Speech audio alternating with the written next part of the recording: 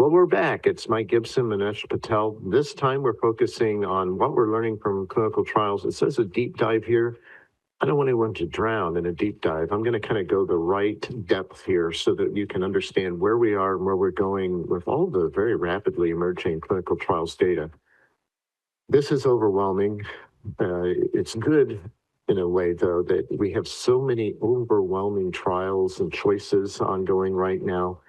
There's research in total knee replacement, heart attack, atrial fibrillation, stroke, cancer, renal disease. A lot of action in the total knee replacement space. This is where we figure out what the right dose for these medicines are. This is where we figure out, can we reduce both bleeding and efficacy? And I got to say, the good news is on the total knee side, it looks like we get a free lunch. With this new class of agents, factor 11 inhibitors, we reduce bleeding and efficacy compared with an active drug like enoxaparin. Lots of heart attack patients out there. They're going to face about a 10 to 20% risk of having another heart attack. What can we do to reduce that? And that's an area of active investigation. Atrial fibrillation, growing population, going to be a growing unmet need. And we have many trials ongoing. We'll hit those. If you've had a stroke, we would like to prevent a subsequent stroke. So there's secondary stroke prevention trials ongoing. Cancer has a lot of clotting associated with it, and there's multiple trials targeting that. And finally, we have a lot of tubing. We have a lot of foreign bodies in the patient's body in end-stage renal disease. And that's a disease state where we have a lot of intrinsic pathway activation and extrinsic. So again, another area that's ripe for studying. Let's start with an easy one, total knee replacement. Here you can see 4 different trials done, 4 different approaches, 4 different drugs, all yielding the same kind of answer that the factor 11 approach is superior to enoxaparin in venous thromboembolism. Remember in a prior episode, we said the venous system is the center of the bullseye for this class. You really see a very pronounced reduction in venous events in genetics and epidemiology where you have factor 11 deficiency. And bleeding, a win with all these approaches versus enoxaparin. This is what we're going for. Less bleeding, less ischemic events. That's the holy grail. It looks like we nailed it on the total knee replacement side. And that's why people were excited about this class in general. This is, again, a very confusing slide, but basically all of our DOAC choices tend to be better than warfarin. The DOACs are fairly similar in the total knee space, but it does go to show you we have some better choices than enoxaparin and warfarin in this space.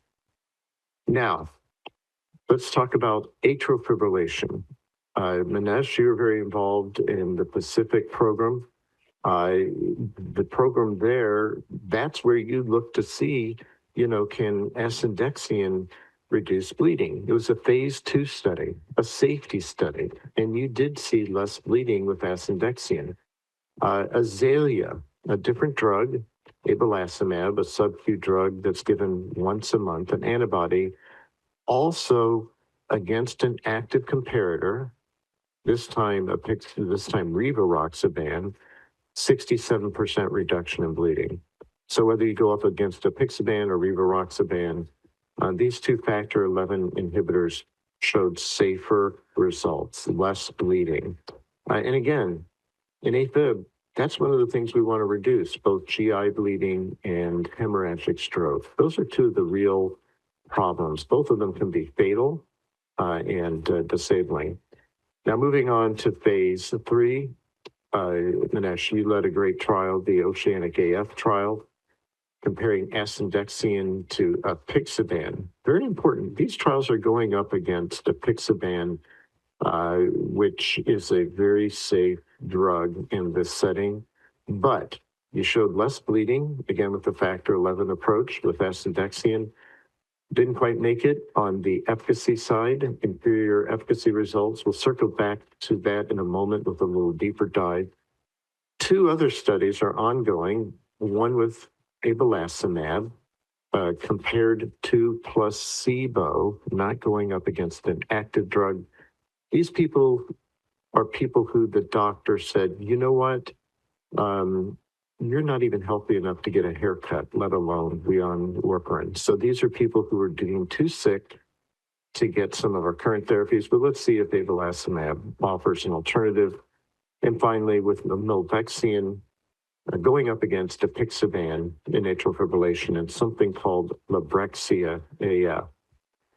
Let's look first at what was done with asundexian. Three main areas of study: AF, AMI, and stroke. On the AF side, the phase 2 study set the stage for the dosing that you would use in your phase 3 trial. You went with the highest dose from that study, the 50 milligram once a day dose. Specific AMI, I find the most noteworthy thing from this is that on top of a lot of people getting ticagrelor and aspirin, there was no increased risk of bleeding. So I thought that was very important for the class to say, look, on top of aggressive antiplatelets, we can have some safety. We'll see what happens, whether Bayer and the sponsor elect to pursue that indication. And Pacific Stroke, I found this to be one of the most important phase 2 studies. Taught us a lot. You know, we went to the FDA in the past, Manesh, to say, can we use imaging endpoints instead of clinical endpoints? And the FDA wisely said, no, we don't know what, quote, Swiss cheese means in the brain. I'll never forget that quote. And it turns out that, you know, there really wasn't much benefit with respect to the imaging endpoints. But here's what I thought was most interesting. When you lump recurrent stroke and TIA together in a modest-sized phase 2 study here, 1,800 or so patients, there was, you know, a trend towards a benefit. So that, I felt, gave this class a shot in the arm on the arterial side, that maybe we could do something good on the arterial side. The phase 3 study of asundexian in stroke prevention, recurrent stroke, is still ongoing, has not been stopped. This is the bleeding data. On the far right, you see apixaban and the bleeding risk there, and you see either 20 or 50 of asundexian was safer, significantly safer compared to apixaban. And that's what gave us so much excitement from the phase 2 and encouragement. Now here, it's a little embarrassing presenting Oceanic in front of Manesh, who led the trial. Big trial, phase 3 trial, international, double-blind, randomized, 14,800 patients with AF, very well-conducted trial. The primary endpoint was stroke or systemic embolization, common endpoint used over many years in many trials. The primary safety endpoint was those major bleeds, those ISTH major bleeds. And of course, those were lumped together for a composite or net endpoint. A once-a-day dose of the high dose of 50 milligrams of asundexian was studied. That was compared to a good drug, apixaban, 5 or 2.5 milligrams twice a day. That's a twice-a-day dosing of that, but once-a-day dosing of asundexian. Now, the IDMC said to stop the study in November of 2023 due to inferior efficacy. And we'll look at those curves here in a second. And I got to say, when I saw this, I was somewhat shocked. I'll be really honest. Apixaban was superior to asundexian at a dose of 50 milligrams. What was interesting to me, Manesh, was the curve split very quickly, you know, and boy, that was a real head scratcher for me. There was a little bit of a shoulder to that curve of asundexian, which a little high risk very early on. We often say that, this was just maybe a dose issue, but it made me, concerned about, that initial period. Manish, what are your thoughts about the shape of these curves and why we didn't see better efficacy?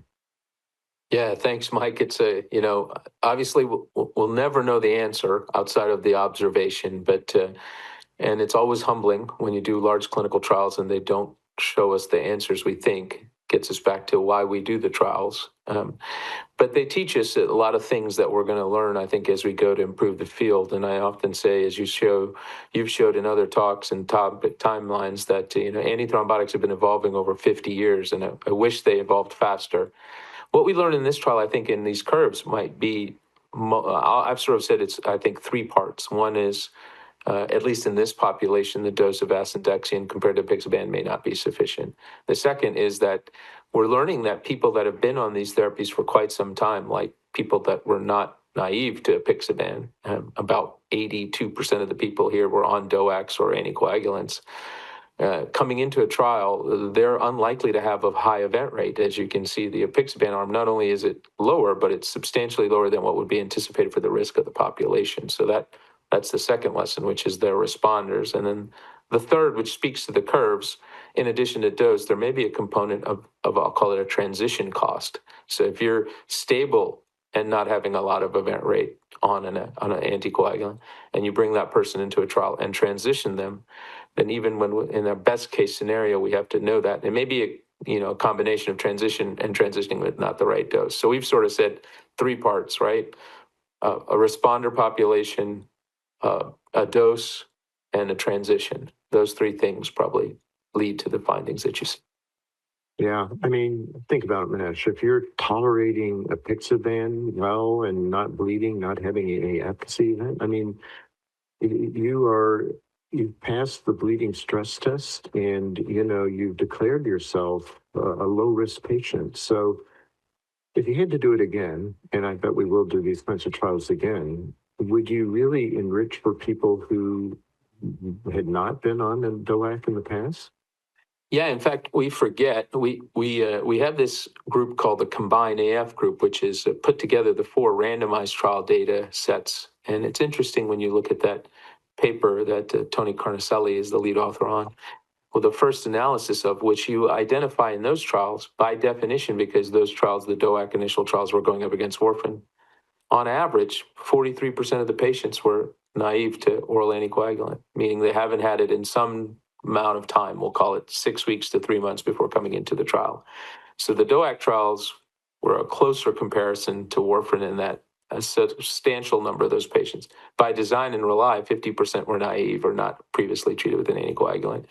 I think in apixaban and rivaroxaban trials, it was in the 40s, and similarly in the edoxaban trial. So I think, 15 years later, what we find is that more people are treated, especially when we're bringing them into trial. So one of the things we likely do on future studies is to ensure that there's more oral anticoagulant naive patients, or at least patients that haven't been taking it for greater than a few weeks to a month or two, but not patients that have been on these therapies for 6 months to a year or several years, because I think that then, as you said, highlights individuals that are responders, low event rates, unlikely to bleed. The total trial event rate goes low.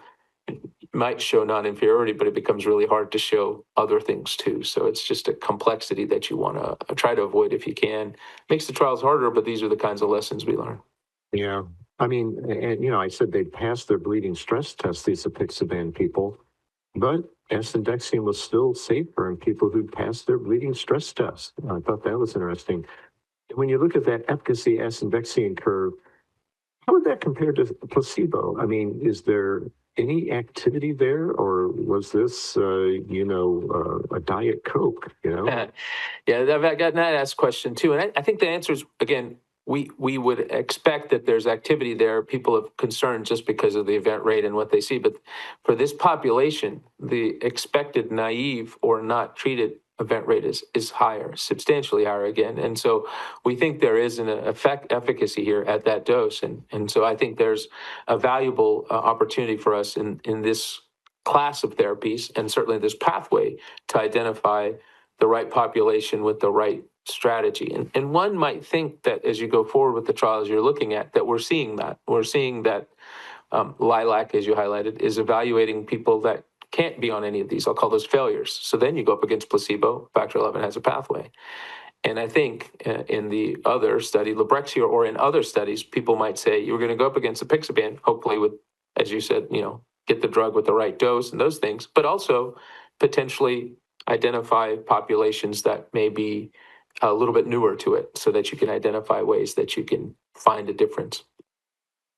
Well, we'll reload. We got to find the right dose for the right patient at the right time for the right duration. And, we learned a lot of lessons here. Just a few comparisons between the milvexian study in AF that's ongoing and the Oceanic study. A little higher dosing for the milvexian molecule studied over a greater dose range. You used the actual population, an AF population, to find your dose. A total knee replacement population was used to find the AF dose. And we also used PTT data for milvexian, although, the PTT for one drug may not be the same as the meaning of the PTT for another drug, and some meta-analytic data.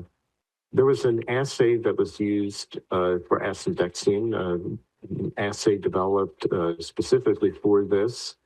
And with milvexian, the dosing is twice a day. With asundexian, it was once a day. Once a day dosing is like my medicine. If I remember to take them in the morning, they're a convenience and you remember it. The twice a day dosing gives you a little higher trough levels, and that may be important in terms of efficacy. It may give you a little more bleeding, we'll see. So some differences in the designs and doses of the study. So, so in Oceanic, you and your investigator showed reduced bleeding, but inferior efficacy. So how do you weigh bleeding risk and, efficacy risk? How does this change your perception of how you treat high-risk patients today?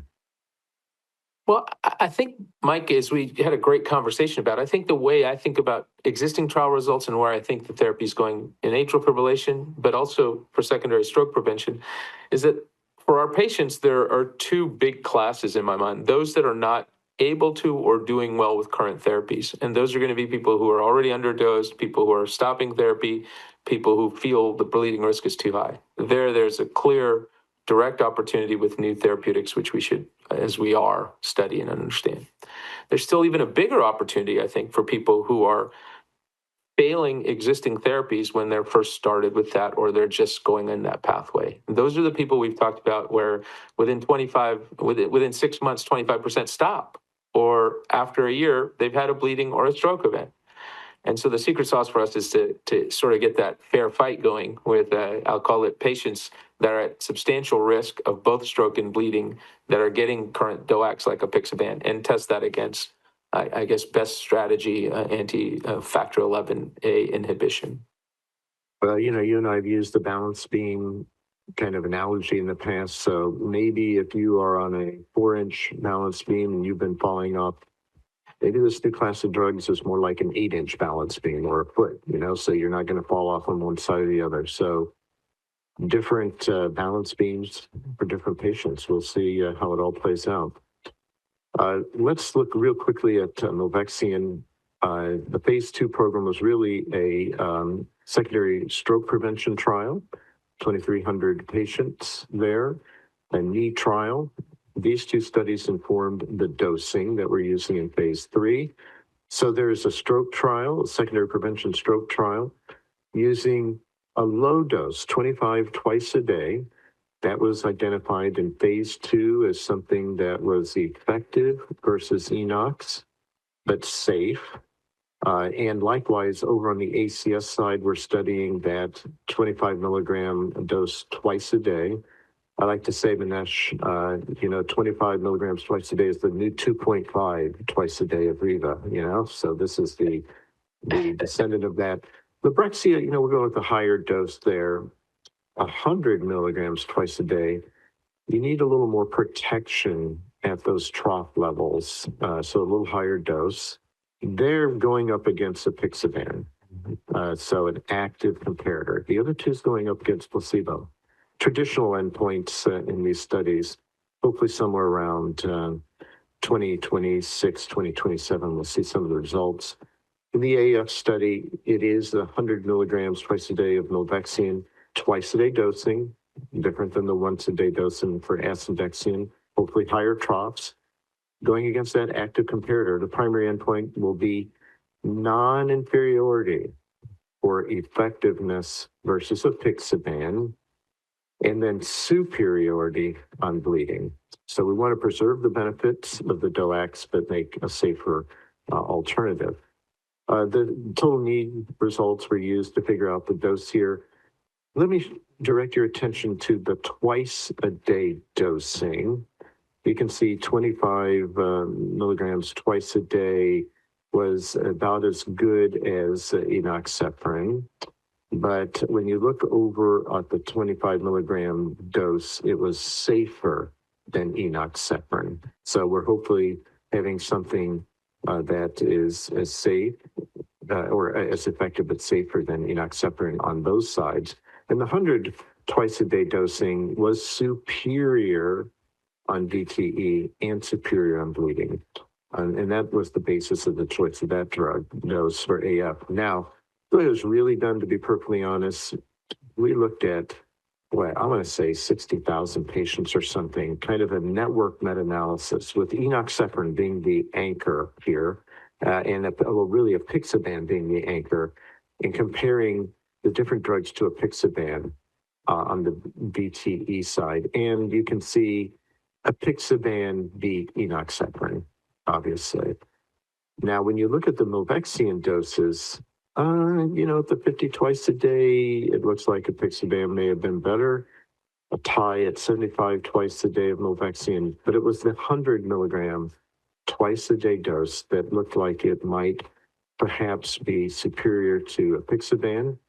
So that is really how the dose was most likely figured out.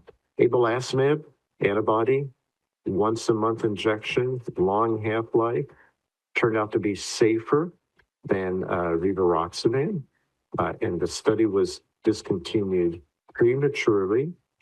They decided to move forward with the high dose of abelacimab because it turned out to be so safe. There was also a recent study looking at people who went on to have a procedure on abelacimab.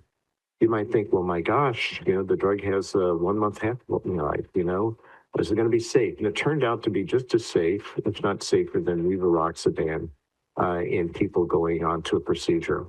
So 2% rates of bleeding with Riva and 1.2% in the abelacimab group. So, you can do procedures on the drug safely relative to the other DOACs. So I think we see that these show promise. I think bleeding is easy. We're probably going to have a safer class of drugs. The big question is efficacy. The trials are ongoing. We'll see where we end up in a year or two. So, Manesh, when we talk about minimizing risk, how often are pharmacists or care managers involved in your approach to medicine reconciliation or de-prescribing? Yeah, Mike, what a great question. And I guess I'd say hopefully more and more, and I'm going to add a caveat here. I fully respect and think our pharmacists are some of the strongest people on our medical team, and we have many more helping us engage in guideline-directed therapy for heart failure and other things. Sometimes what's happening for our patients, or what was happening for our patients that were getting therapeutics and going to fill the medications, our pharmacy colleagues were participating in some of the, I'll call it contraindications, making sure they're getting the right dose, making sure that they're not on other therapeutics. So that's often the case. De-prescribing in this space is often happened in atrial fibrillation prior to factor 11 inhibition sort of introduction in considering stopping antiplatelet therapy, considering other things that people could be on to increase our risk of bleeding. And I think our pharmacists have helped a lot. I see the future of this, as you've highlighted, Mike, being much more data-driven with a lot of other automated tools to help us with not just dosing, prescribing, interactions, refilling, deprescribing, considering that. So I think those are going to be big tools coming for us. And I would just say this is an area ripe for it because the average atrial fibrillation patient has somewhere between 5 and 10 medications they're taking before you add an antithrombotic. So just thinking about that heart failure patient who's older with some of those other risk factors, and then you add one of these therapeutics, there's a lot there for us to do and to try to make sure that they're taking the right therapy. So it's a really important sort of class of drugs, but it's also a really important group of people, our pharmacy professionals that are helping us with this. Yeah, we often say we're practicing evidence-based medicine. I hope we do. That's necessary, but it's not going to be sufficient. We also need to practice and acknowledge that we have to practice relationship-based medicine. Our relationship with our patients is so important in terms of this adherence issue. And, yes, we need the data, we need the evidence, but hopefully AI can help with, taking those notes, listening while we're talking to the patient, take all those notes, get rid of us sitting at the computer and typing. So we can free up our time really to talk more to the patient and keep them engaged and improve compliance and adherence. Well, Manesh, thank you so much for joining us. I thought this was a great episode. I always learned so much talking to you, enjoyed your perspectives on oceanic. Thanks to all of you in the audience for joining us today.